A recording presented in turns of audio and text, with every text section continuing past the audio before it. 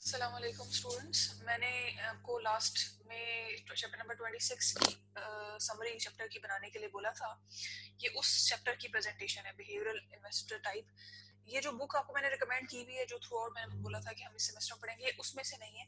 ये भी बड़ी एक फेमस सी बुक है बिहेवियरल फाइनेंस की, माइकल पॉम्पेन की। ये उस बुक का एक चैप्टर है। इस बुक को इसलिए नहीं रिकमेंड किया था बिकॉज इसमें इसमें हर चैप्टर में एक एक बाइस को लेकर डिस्कशन की गई है और इसका स्कोप थोड़ा सा limited in a sense that that way है। रिसर्च के लिए उसमें बड़ा अच्छा स्कोप है पढ़ने के लिए। तो ये चैप्टर मुझे लग रहा था कि बड़ा इंटरेस्टिंग है और इज वेरी रेलिवेंट, तो इसलिए इसको हमने इसमें इंक्लूड किया है। इसकी थोड़ी सी प्रेजेंटेशन है, कोई बेसिक बेसिक से कॉन्सेप्ट्स हैं जिसको मैं डिस्कस करूंगी और फिर आप इसको भी यूज कर सकते हैं। इसको समराइज करने के लिए एक दफा कंप्लीट इसकी रीडिंग करेंगे, फिर जो चीजें समझ में नहीं आई वो फिर आप मुझसे डिस्कस करेंगे and then I let you know कि उसमें क्या है। तो ये चैप्टर बेसिकली आपको बताता है about the behavioural investor type के जो इन्वेस्टर्स हैं, बिहेवियरल फाइनेंस जिन इन्वेस्टर्स की बात कर रहा है और थ्रू आउट इसी चीज पर डिस्कशन हो रही है। तो बेसिकली वो कितने टाइप, क्या टाइप्स हैं उनकी, इसकी वजह क्यों पेश आई और क्यों उन्होंने ये सोचा कि हम इन्वेस्टर को कैटेगराइज कर दें और डिफरेंट टाइप्स में डिवाइड कर दें।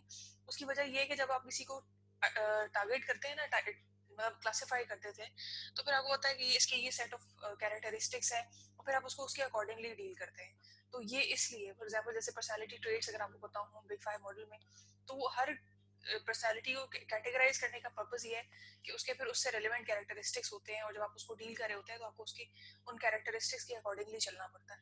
तो इसमें हम बिहेवियरल फाइनेंस में जो इस्तेमाल होता है, जो बड़ा ही यूजफुल है और बहुत ही वाइडली यूज किया जाता है, और जो आपके एडवाइजर्स हैं, फाइनेंशियल एडवाइजर्स जो कि इन्वेस्टमेंट्स को हैंडल करते हैं इन्वेस्टर्स की, खासतौर पर कॉर्पोरेट लेवल पे, तो उनके लिए बड़ा ही फायदेमंद है। और ये हमें भी as a student of finance, behavioural finance specifically, इसको अंडरस्टैंड करना चाहिए। एक दफा आपके माइंड में ये होना चाहिए चीज, आपकी जो कॉन्सेप्चुअल चीजें हैं ना, ये हमारी इनमें क्लैरिटी होनी चाहिए। अच्छा, सबसे पहले अगर हम इसको देखें वन बाय वन,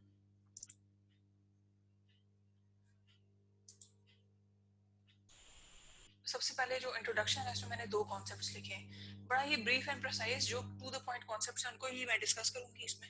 इसकी जो रीडिंग है चैप्टर की वो आप उसको जरूर करें और उसको समराइज करें ताकि आपको इसकी बेहतर अंडरस्टैंडिंग हो। और कोई चीज़ अगर आपको लगता है कि स्किप हुई है तो मुझे आप बताएंगे, तो देन विल इसको डिस्कस करेंगे उसमें भी। तो सबसे पहला जो कॉन्सेप्ट है that is financial market participant. ये एक टर्म है जो इस चैप्टर में इस ऑथर ने इस्तेमाल की है। वो इस टर्म में ये मतलब एक ब्रॉड से टर्म को लेता है और इसमें वो दो जो है ना कैटेगरीज, फाइनेंशियल एडवाइजर्स और इंडिविजुअल इन्वेस्टर्स। फाइनेंशियल एडवाइजर जो कि असिस्ट करते हैं इंडिविजुअल इन्वेस्टर्स को इन मेकिंग देयर इन्वेस्टमेंट्स, इन दोनों को इसने कहा है कि मैं इनको ट्रीट करूंगा as a financial market participants. ठीक है, तो ये एक टर्मिनोलॉजी इसने इस्तेमाल की है जिसमें बोथ आपके फाइनेंशियल एडवाइजर्स और आपके इंडिविजुअल इन्वेस्टर्स दोनों आते हैं। उसके बाद बिहेवियरल इन्वेस्टर टाइप्स, ये जो है ना कोर है इस पूरे के पूरे चैप्टर का। बिहेवियरल इन्वेस्टर टाइप्स क्या है, क्या प्रोसेस है, इसको हम डिस्कस करेंगे। और इसको उसने कहा है कि बिहेवियरल अल्फा, एक टर्म उसने इस्तेमाल की है और उससे वो उसको उसने कहा है कि आई रेफर इट, मैं उसको इस टर्म के साथ लेबल कर किया है इस प्रोसेस को। तो बिहेवियर की हम मतलब एक बिहेवियरल इन्वेस्टर टाइप्स को उसने लेबल किया है विद बिहेवियरल अल्फा की एक टर्म उसने इस्तेमाल की है कि बिहेवियरल अल्फा का क्या मतलब है कि आप कैटेगराइज करें डिफरेंट इन्वेस्टर्स को डिफरेंट टाइप्स में, सो दैट टू अंडरस्टैंड कि आपने उनको उनके इन्वेस्टमेंट डिसीजन मेकिंग में किस तरह से हेल्प करनी है ताकि जो फाइनेंशियल आउटकम्स आए वो पॉजिटिव हों और वो अच्छे हों। ठीक है, तो ये दो बेसिक इसकी कॉन्सेप्ट्स हैं। जहाँ तक की चैलेंजेस की बात है तो की चैलेंजेस उसने with the perspective of financial advisors बताए। फाइनेंशियल एडवाइजर्स को क्या की चैलेंजेस फेस करने पड़ते हैं जब वो इन्वेस्टर्स को, इंडिविजुअल इन्वेस्टर्स को गाइड करे होते हैं। क्योंकि देखो, जब से हमने ये सब्जेक्ट स्टार्ट किया हमें इस चीज़ का तो अंदाजा है कि finance, behavioural finance, traditional finance इस तरह से मुख्तलिफ है कि इसमें आप देखते हैं आप इमोशंस को भी कंसिडर करते हैं, इंडिविजुअल्स की साइकोलॉजी, उनका बिहेवियर, साइकोलॉजिकल साइड पे इसका जो इन्फ्लुएंस है वो ज़्यादा है। तो ये चैप्टर हमें ये बताता है कि जो फाइनेंशियल एडवाइजर्स हैं जब वो इंडिविजुअल इन्वेस्टर्स को डील करते हैं तो what sort of challenges they have to face. उनको उनके पास कोई ऐसी गाइड बुक नहीं होती जिसकी बेसिस पे वो ये डिटरमाइन करें कि किस किस किस्म के बायसेस, हमने आपको याद होगा ह्यूरिस्टिक्स पढ़ा था, उसमें भी हमने कुछ बायसेस डिस्कस किए थे। तो ये राउंड अबाउट वही चीजें हैं, वही बायसेस की बात हो रही है। I am referring to that chapter number 3। तो उसको ये नहीं पता होता कि किस किस्म के बाइसेस हैं, किस तरह से उसको डायग्नोज करना है, क्योंकि इन्वेस्टर्स का हमेशा रैशनल बिहेवियर नहीं होता जैसे कि एफिशिएंट मार्केट हाइपोथेसिस की थ्योरी कहती है। तो अगर नहीं है उनका रैशनल बिहेवियर, अगर वो इरेशनल बिहेवियर शो करते हैं तो हमें, अगर उन्हें पता चल चल भी जाए कि किस किस्म के बाइसेस हैं, तो फिर उन्हें ये नहीं पता होता कि उसके साथ करना क्या है।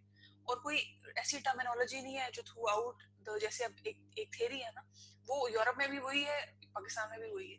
कोई इस तरह की यूनिवर्सल कॉमन बिहेवियर फाइनेंस की लैंग्वेज नहीं मौजूद इंडस्ट्री में जिसके जरिए सब उससे आइडेंटिफाई कर सकें। तो ये चैलेंजेस ऑथर के मुताबिक बिहेवियरल फाइनेंस में जो फाइनेंशियल एडवाइजर्स हैं वो नॉर्मली फील करते हैं।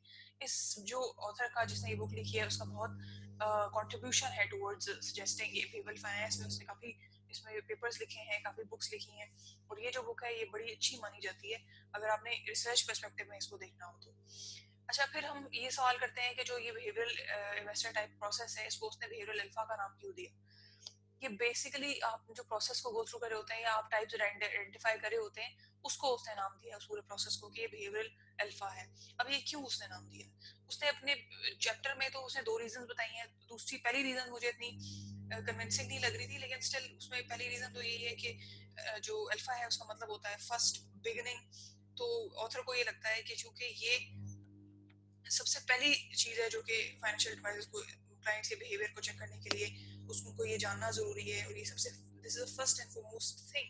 तो इसलिए उसने इसको बिहेवियरल अल्फा का नाम दिया कि बिहेवियर जो है इज द फर्स्ट थिंग जो कि फाइनेंशियल एडवाइजर को जाननी होती है और जाननी चाहिए।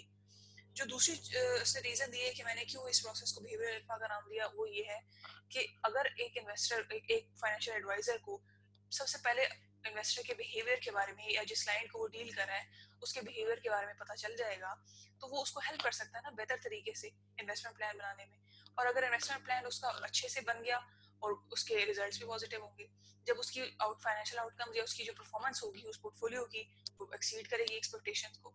और दूसरी चीज ये कि क्लाइंट जो है वो और कंफर्टेबली अपने फाइनेंशियल एडवाइजर्स के साथ डील कर सकेगा, क्योंकि उसको उनके बीच में कोई कॉन्ट्राडिक्शन नहीं होगी, एक ट्रस्ट बिल्डिंग रिलेशनशिप डेवलप हो जाएगा।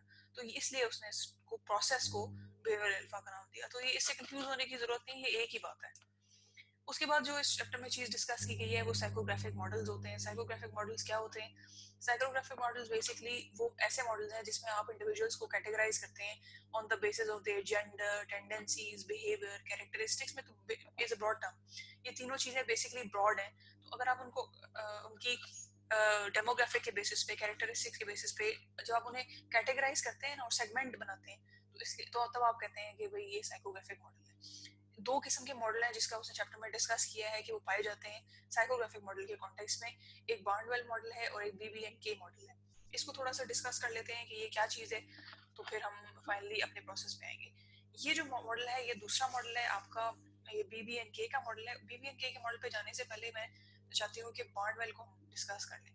जो बार्नवेल का मॉडल है बेसिकली ये इन्वेस्टर्स को कैटेगराइज करता है दो टाइप्स में, एक्टिव इन्वेस्टर्स और पैसिव इन्वेस्टर्स। उस एक्टिवनेस और पैसिवनेस की बेसिस पे ये जो बॉन्ड है बॉन्ड है इसको डील करता है। अच्छा, वो कहता है अब ये देखो ये चीज हमने एक्टिव और पैसिव इन्वेस्टर की हमने किसी चैप्टर में भी इस चीज को डिस्कस किया। अगर आपने मेरी पहली बातें अगर ध्यान से सुनी हो तो हमने इसको डिस्कस किया। इसने कहा कि पैसिव इन्वेस्टर ऑब्वियसली वो होता है जो इतना एक्टिवली इन्वॉल्व नहीं होता और वो बाइंग एंड सेलिंग फ्रीक्वेंटली नहीं कर रहा होता, और जो आपका एक्टिव इन्वेस्टर होता है वो इसके ऑपोजिट होता है। तो ये चीजें हैं, इसकी बेसिस पे उसने उसको कैटेगराइज किया है।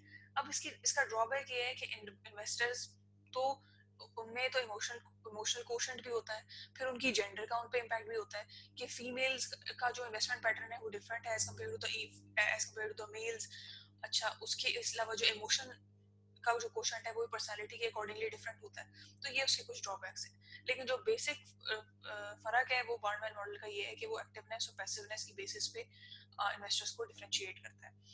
अच्छा, उसके बाद वो कुछ फैक्टर्स हैं जिनको वो कंसीडर कर लेता है। इस तरह उसने स्पेसिफाई तो नहीं किया, लेकिन एक्टिवनेस और पैसिवनेस की हम उसको लिंक उसी से करेंगे कि जो बाइंग एंड सेलिंग फ्रीक्वेंटली कर रहा है, जो इन्वेस्टमेंट प्रोसेस में फ्रीक्वेंटली इन्वॉल्व है, वो that will be an active. वो आपको उसके पास्ट ट्रेंड को और उसकी हिस्ट्री को देखते हुए फिर आपको पता चल जाता है। दूसरा जो मॉडल है वो BBNK मॉडल है। BBNK मॉडल का जो ये पिक्टोरियल है, ये ग्राफिकल प्रेजेंटेशन ये यहाँ पर आपको दी भी हुई है। ये जो डिफाइन करता है इन्वेस्टर को, वो इन चार पैरामीटर्स पे करता है कि वो कितना कॉन्फिडेंट है, कितना एंशियस है, कितना इम्पेचुअस है, कितना केयरफुल है, उसकी बेसिस पे करता है। वो चार क्लासिफिकेशन देता है, या तो वो इंडिविजुअलिस्टिक है, या वो गार्डियन है, या वो एडवेंचरर है, या वो सेलिब्रिटी है। अब ये जो क्लासिफिकेशन है अच्छा, एक चीज जो पैसिव और एक्टिव इन्वेस्टर्स में मैं स्किप कर गई बताना, वो ये है कि देखो, एक चीज तो अपने बाइंग एंड सेलिंग के हिसाब से उसको डिफरेंशिएट किया था। दूसरी चीज ये है कि एक्टिव इन्वेस्टर्स वो होते हैं जो कि मोर लाइक एक्सट्रोवर्ट्स होते हैं, जिनके पास पैसे जिनका रिस्क टॉलरेंस ज्यादा होता है, और जिनकी जो क्या कह सकते हैं हम, सिक्योरिटी है फॉर द फाइनेंशियल नीड, वो उस पे वो इतना रिलाई नहीं करते, मतलब उनको उससे ज्यादा कंसर्न नहीं होता, उनकी tolerance of like risk appetite ज्यादा होती है as compare to the care for the security concern से के मुकाबले में। लेकिन जो पैसिव इन्वेस्टर होते हैं उनकी सिक्योरिटी कंसर्न ज्यादा उनको वैल्यूएबल होता है as compare to the risk tolerance, वो रिस्क कम लेते हैं। तो इन पे भी, इसकी बेसिस पे भी उनमें डिफरेंशिएट किया जाता है। अच्छा, अब हम फाइनली इसको देख लेते हैं। इसकी मैंने बताया कि आपको क्लासिफिकेशन है जो उसने की कि इंडिविजुअलिस्टिक है, एडवेंचरर है, गार्डियन है। तो इसकी भी हम आगे थोड़ी सी क्लासिफिकेशन देखेंगे कि क्या है, और इसकी डिस्कशन करते हैं। बेसिकली तो एडवेंचरर ओबियसली जो जिसकी इन इन दो क्राइटेरिया के बीच में होगी, कि अगर उसमें देखो, अगर उसमें रिस्क एपेटाइट उसकी ज्यादा है, अगर वो ज्यादा रिस्क लेना चाहता है तो वो एडवेंचरर है। सेलिब्रिटी जो सेंटर ऑफ अटेंशन चाहते हैं, जो अटेंशन ग्रैबर्स होते हैं, एक सर्टेन एक्सटेंट तक बट उनके उसमें होता है, वो एक सर्टेन एक्सटेंट तक वो रिस्क लेते हैं। इंडिविजुअलिस्टिक कौन होते हैं? जो इंडिपेंडेंट और कॉन्फिडेंट होते हैं, जो अच्छा इंडिविजुअलिस्टिक में भी मे बी अगर हम एम्प्लॉयज को कंसर्न करें तो एम्प्लॉयज की भी जो कंसर्न फॉर सिक्योरिटी है वो होता है ज्यादा, वो उनमें भी may be in the middle wave होते हैं रिस्क टॉलरेंस के। फिर गार्डियंस कौन होते हैं? जो ज्यादा कॉशियस होते हैं, जो ज्यादा कंसर्न होते हैं अबाउट द फ्यूचर। ये हो सकता है कि लेट एज के जो लोग हों, मतलब जो 50 के अबव हों, उनके लिए चीज हो सकती है। स्ट्रेट एरो जो लोग, इस किस्म के जो लोग होते हैं वो सेंसिबल होते हैं, सिक्योर होते हैं, और ये जो है ये रिस्क लेते हैं, लेकिन उसकी उनके होता है जितना मतलब higher the risk higher the rate of return, मतलब रिटर्न को भी मद्देनजर रखते हैं, रिस्क लेते हैं लेकिन उसी सूरत में कि अगर उन्हें ये इस चीज की भी एक्सपेक्टेशन हो कि जो रिटर्न है वो भी उसके अकॉर्डिंगली होगा। तो ये डिफरेंट उसकी एक्सप्लेनेशन हैं। अब हम आ जाते हैं फाइनली अपना जो ये बिहेवियरल अल्फा का प्रोसेस है, जो कि बिहेवियरल इन्वेस्टर टाइप्स, जिसकी हमने डिस्कशन की काफी सारी, जिस पे चैप्टर बेस कर है आपका बेसिकली। इसको वो जो ये ऑथर है माइकल पॉम्पेन, ये जो डिस्क्राइब करता है और कैटेगराइज करता है चार फॉर्म में, प्रिजर्वर्स हैं, फॉलोअर्स हैं, डिपेंडेंट्स हैं और एक्यूमुलेटर्स हैं। वो कहते हैं कि इन्वेस्टर जो है चार किस्म की कैटेगरीज में फॉल कर सकते हैं। अब इसमें ये होता है कि किस किस्म की पर्सनालिटी टाइप, अगर वो प्रिजर्वर है तो उसको अलग किस्म के बाइसेस जो हैं वो इफेक्ट कर रहे होंगे। अगर वो फॉलोअर है तो उसके बाइसेस अलग होंगे। इंडिपेंडेंट है तो उसकी इनसिक्योरिटीज या उसके जो बाइसेस हमने डिस्कस किए थे, ह्यूरिस्टिक्स जो हैं वो डिफरेंट होंगे। तो ये चीजें डिफरेंशिएट करती हैं इस प्रोसेस में इन्वेस्टर्स को। फिर वो कहता है कि देयर आर टू एक्सट्रीम्स। या तो एक इन्वेस्टर इमोशनली चार्ज होगा, यानी कि बहुत ज्यादा इमोशनली कंसर्न होगा, या फिर कॉग्निटिव बाइस, या फिर मेंटली वो ज्यादा उसके जो बाइसेस हैं उस पर इम्पैक्ट करेंगे। अच्छा, फिर वो ये कहता है कि इमोशनल क्लाइंट जो है वो ज्यादा डिफिकल्ट होते हैं फाइनेंशियल एडवाइजर्स के लिए, बिकॉज किसी इमोशनल इन्वेस्टर्स को कन्विंस करना और उसको अंडरस्टैंड करना वो ज्यादा मुश्किल होता है, जबकि आप किसी ऐसे बंदे को जिसके में जो कॉग्निटिव एरर या जो मतलब मेंटल कंफ्यूजन का जो शिकार है उसको आप करेक्ट कर सकते हैं। लेकिन जो इमोशनली वो डिफिकल्ट है, इमोशनल क्लाइंट है, उसको कन्विंस करना या उसको अपने बात पे एग्री करना वो जरा मुश्किल होता है। तो ये फर्क है इनमें दोनों में। फिर आगे इसका प्रोसेस देख लेते हैं। उसमें सबसे पहले वो ये कहता है कि ये जो प्रोसेस है ये वो एडवाइस करता है फाइनेंशियल एडवाइजर्स को कि जब आपने ये आइडेंटिफाई करना है कि आपका इन्वेस्टर जो है या आपका जो क्लाइंट है वो किस कैटेगरी में फॉल करता है, तो आपको उनको इंटरव्यू करना है उनके ट्रेड्स को आइडेंटिफाई करने के लिए। इसका भी क्वेश्चन अवेलेबल होगा लिटरेचर से, लिटरेचर में देखा जा सकता है। चैप्टर में उसने नहीं दिया, लेकिन बल्कि इंटरव्यू का क्वेश्चन है तो उसने दिया है, लेकिन बाकी दो जो टेस्ट है उसका क्वेश्चन है उसने शेयर नहीं किया। तो इंटरव्यू किया जा सकता है उसको, उसका रिस्क टॉलरेंस जो है वो एडमिनिस्टर किया जा सकता है। उस पे जो डिफरेंट किस्म के बिहेवियरल बाइसेस हैं उनको उस पर देखा जा सकता है कि वो किस किस्म के बाइसेस उस पर इम्प्लीमेंट हो रहे हैं, वो किस तरह के बाइसेस का शिकार है, उसे डिस्कशन करके ये चीज कंफर्म की जा सकती है। इसके भी टेस्ट अवेलेबल है। तो ये चीजें आप उसकी तीन कंफर्म करें, उसके ट्रेड्स कंफर्म करें, उसकी रिस्क टॉलरेंस एपेटाइट देखें, उसके बाइसेस को आइडेंटिफाई करें, एंड देन उसे कैटेगराइज करें in four of any one of the four categories. तो ये आपका बिट आइडेंटिफिकेशन प्रोसेस उसने डिस्कस किया है। अब ये फाइनली जो ये इसने डायग्राम शेयर किया है उसमें यही प्रोसेस जो मैंने अभी वर्बली बताया उसको उसने एक्सप्लेन किया है कि पहले तो आप ये देखेंगे क्लाइंट आपका एक्टिव है या पैसिव है, फिर अगर पैसिव है तो फिर उस देखें फर्दर उसको मजीद डिग करें, एक्टिव है तो मजीद उसको एक्सप्लोर करें कि वो मीडियम है ऑन द रिस्क स्केल या हाई है, या वो लो है ऑन द रिस्क स्केल या मीडियम है। इस तरह से उसको जो है वो मजीद एक्सप्लोर करें।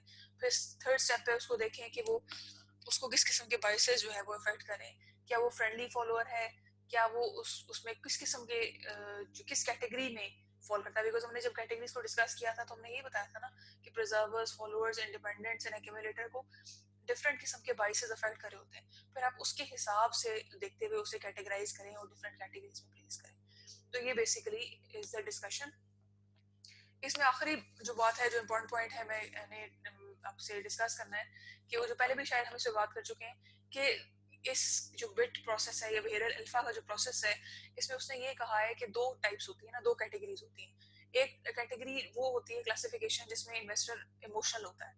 एक कैटेगरी ऑफ इन्वेस्टर्स वो होता है, देखो चार टाइप्स तो हैं लेकिन उनके दो एक एक्सेस है ना, या तो वो इमोशनल साइड पे टिल्ट करेगा या फिर वो कॉग्निटिव साइड में कॉग्निटिव एरर का शिकार होगा या कुछ बाइसेस का शिकार होगा। तो ये ऑथर ही हमें बताता है, चैप्टर जो जिसने लिखा है वो ये बताता है कि जो इमोशनल इन्वेस्टर्स होते हैं उनको हैंडल करना ज़्यादा मुश्किल होता है, उनको ट्रीट करने का तरीका डिफरेंट होना चाहिए as compare to those who have the cognitive errors. Because उन कॉग्निटिव एरर्स वालों के साथ तो आप डिस्कशन करके उनको सेटिस्फाई कर देते हैं, आप उनसे आर्ग्यू करते हैं, उनको कन्विंस कर लेते हैं, लेकिन जो इमोशनल इन्वेस्टर्स होते हैं उनको उनके साथ वो थोड़े उनको डील करना थोड़ा टफ होता है, उनको मुश्किल होता है, तो उनको डिफरेंट तरीके से हैंडल किया जाना चाहिए। उनके लिए जो अप्रोच और स्ट्रेटजी है वो ज़्यादा पेशेंस दरकार है। तो this was all about it. I hope कि मेरी सारी जो बातें मैंने की हैं वो समझ में आई होंगी और इसको आप गो थ्रू करें, मेरी इसको भी सुने और होप कि इससे थोड़ा फ़र्क पड़ेगा और इसको फिर अब आप इस चैप्टर को रीड आउट करें, इतना मुश्किल नहीं है ये, इसकी समरी बनाएं और फिर मेरे से शेयर करें। थैंक यू, खुदा हाफिज़।